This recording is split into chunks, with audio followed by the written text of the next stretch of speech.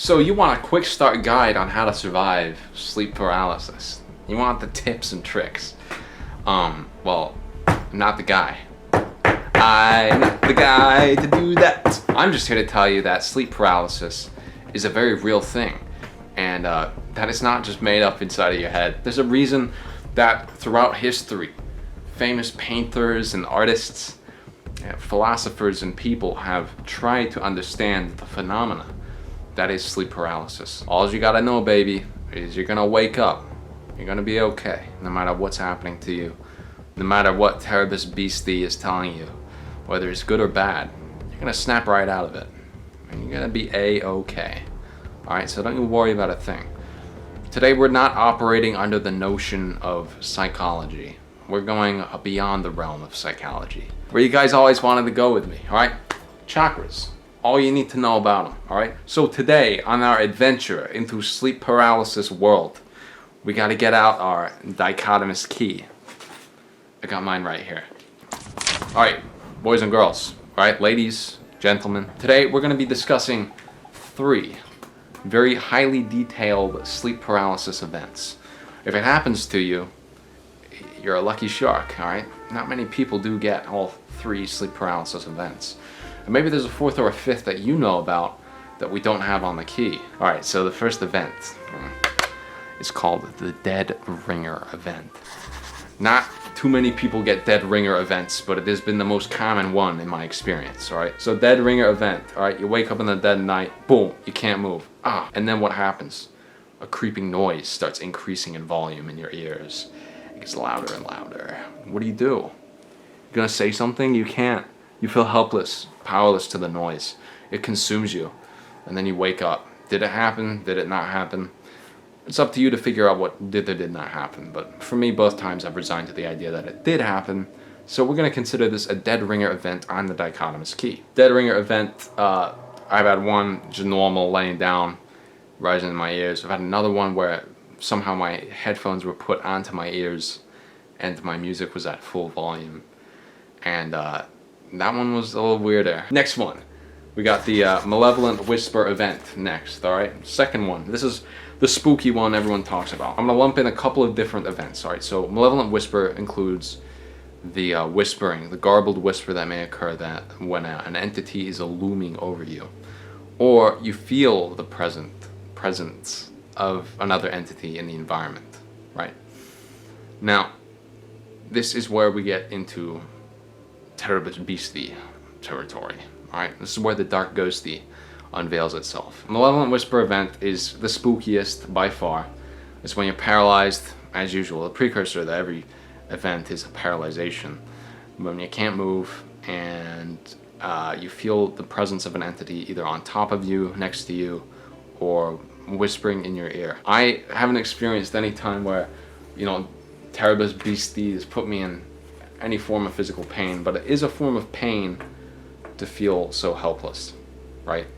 So we can consider that a form of pain. Now, you want to know what the, you know, ghosty is, what exactly this creature of the night. I think it's actually different ghosts, right? Different entities. As painted throughout history, there are a few similar ones or similar behaviors exhibited by these entities, such as sitting on top of the victims or standing in the corner of a dark room.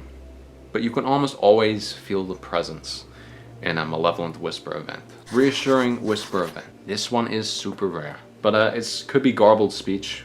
Just like malevolent whisper, you may not understand what the ghosty is saying, but it's definitely the tones which sort of separate it from malevolent whisper. You know, it's like comforting. They're like, hey, you're cool. Those ones are easy to go back to sleep from, because then you know the ghosts are cool. So check off your dichotomous key. You got them all? Very good. Now, something to note about these events. I find that dead ringer events and the malevolent whisper events are usually punitive.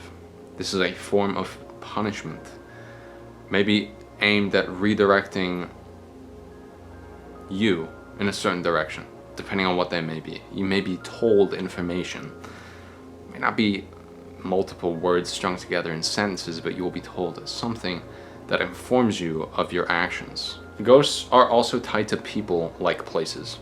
I know every time I go on vacation, I will pick up new ghosts, as weird as that sounds. But yeah, they have names, personalities, and all sorts of cool stuff. So keep that in mind, alright? And most of them are going to be nice. They want, even the ones that are not doing too good, they want to do good. They want to feel good, at least, right? And to do that, they have to do good things. So they all have a way of interacting with the environment, and this is one of them, sleep paralysis, right? This is what bridges the gap. So now, a couple of theories on sleep before we wrap it up. You're getting bored, you're getting tired of class.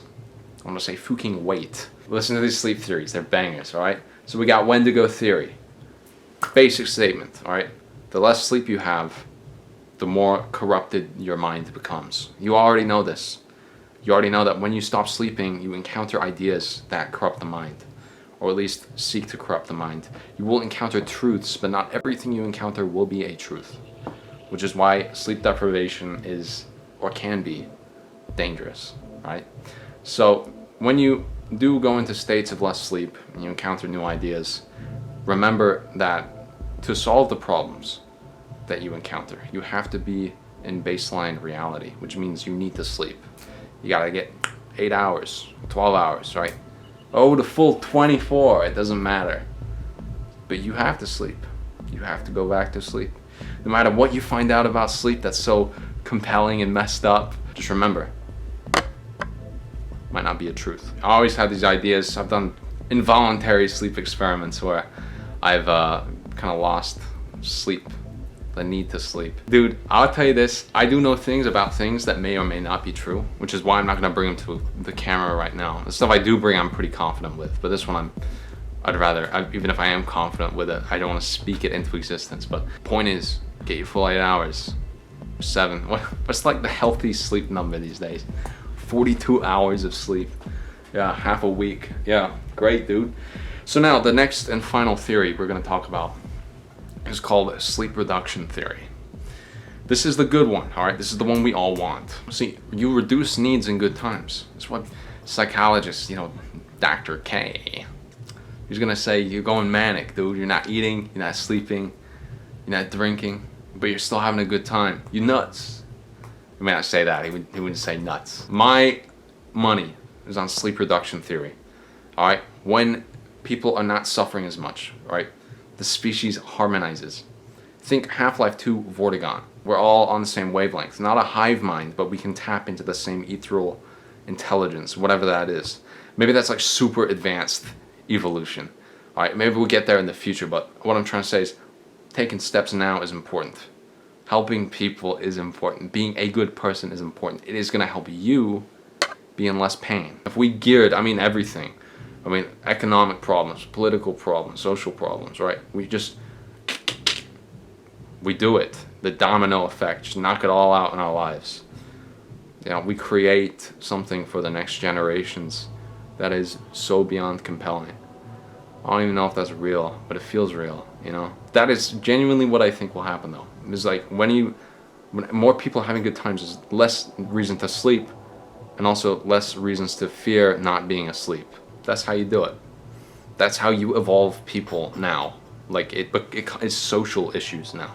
All right, connecting the species is a form of evolution. And that's not how you do it through technology. Smartphone is not a connection to species. You already know this. You guys didn't mean to tell you this, but you want to be cool, right? That's probably what you want. That's probably why you click the video, because you want to be cool. You want to go outside and be the guy. All right, I'll tell you the first thing you need to do is be nice. Soapbox. Guys, we did it, alright? As always, I'll see you next time on the next episode of You Know What? Soapbox. Super good, awesome and cool, just for you. That's how we do it. That's how we, alright.